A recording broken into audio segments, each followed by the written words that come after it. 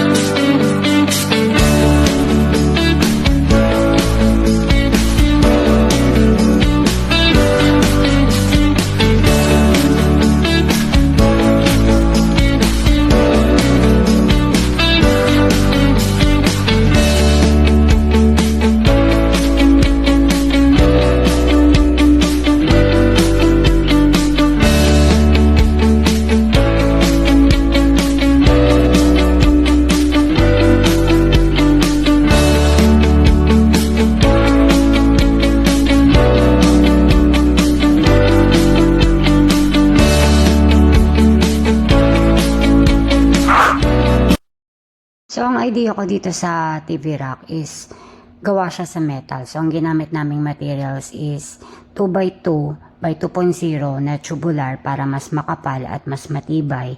At ang mga materials po na nagamit namin is, syempre, kailangan natin ng primer para sa bakal, 1 liter red oxide, 1 liter na QDE black, o ano man yung mapili nyo po na color or preferred nyo po na kulay.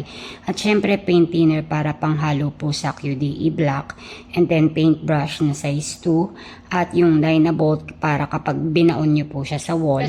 At syempre, 1/4 kilo na welding rod at 1 piece na cutting disc, at 6 na tiles na ang size is 30 by 40. So, ang sukat niya is 170 cm dahil yung TV is ang size niya is 75 inches.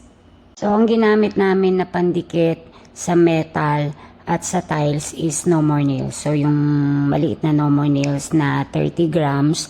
Ang total cost ng mga materials is 2,795. At ang labor is 1,500. So, ang total all in all is 4,295. So, mas matipid siya compared sa mga nabibili na ready-made na mga TV rack.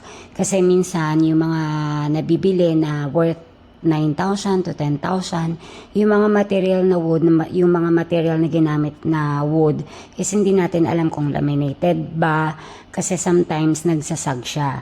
Dahil mabigat yung TV, hindi natin alam kapag yun ang ipapatong natin, so baka hindi siya tumagal. Kaya naisip namin, metal na lang yung gamitin namin at ididikit po namin siya sa wall. At kaya din tiles yung naisip ko na ilagay sa metal TV rack dahil kapag kahoy marami pang mamasilyahan, magpapatuyo ka pa ng pintura. Unlike kung tiles yung ilalagay, ididikit mo na lang siya. So, ang bolt na ginamit namin para maidrill po siya sa wall is Dynabolt. Ang size niya is 5/16.